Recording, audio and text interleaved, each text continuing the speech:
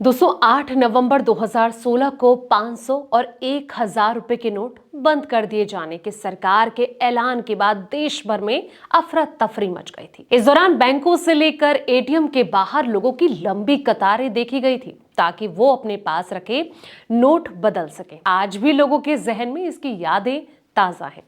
इस बीच एक बार फिर से नोटबंदी को लेकर चर्चाएं जोरों पर हैं।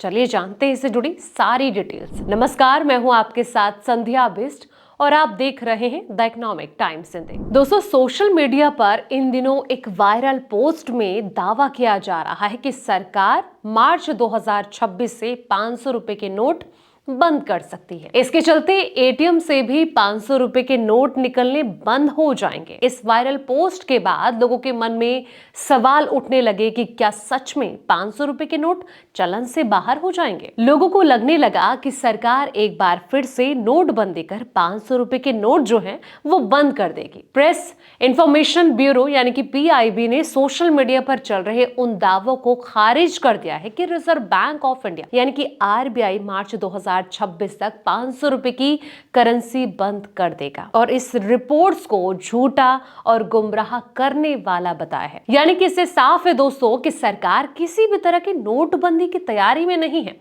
सोशल मीडिया पर इस बात पर रखते हुए पीआईबी की फैक्ट चेकिंग यूनिट ने कहा कि रिजर्व बैंक ने 500 रुपए के नोट बंद करने के बारे में जो घोषणा की गई है वो नहीं है। आरबीआई के मार्च 2026 तक 500 रुपए के नोटों का सर्कुलेशन बंद कर देने का दावा गलत है। यानी कि 500 रुपए के नोट पूरी तरह से वैलिड है और ये चलन में रहेंगे। इसे बंद करने की सरकार की फिलहाल कोई प्लानिंग नहीं है। दरअसल आरबीआई ने बैंकों को एक निर्देश दिया था जिसका गलत मतलब निकाला गया। आरबीआई ने बैंकों से कहा कि वो एटीएम से छोटे नोटों यानी कि 100 रुपए और 200 की उपलब्धता को बढ़ाए ताकि आम जनता को चेंजेस की समस्या ना हो। नियम ये है कि 31 मार्च 2026 तक 90% एटीएम से कम एक कैसेट यानी कि 100 से लेकर 200 रुपए के नोट के लिए आरक्षित होनी चाहिए। इसका मतलब ये कतई नहीं है कि 500 रुपए के नोट बंद हो रहे हैं, वो बाकी स्लॉट्स में हमेशा की तरह उपलब्ध रहेंगे।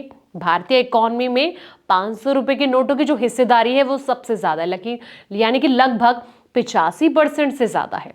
इतने बड़े पैमाने पर इस्तेमाल होने वाली मुद्रा को अचानक बंद करना आर्थिक रूप से संभव नहीं दिखता है, खास करके तब जब 2000 के नोट पिछले ही वापस किए जा चुके हैं। तो जिस तरीके से ये चर्चाएं गर्म हो रही थी जिसको पूरी तरीके से खारिज किया गया है। अब ऐसे में देखना ये होगा कि आने वाले वक्त में सरकार इसको लेकर क्या बात निकलकर उनके द्वारा सामने आती है। फिलहाल इस वीडियो में इतना ही दोस्तों। ऐसे ही तमाम अपडेट्स के लिए आप देखते रहें द इकोनॉमिक टाइम्स हिंदी।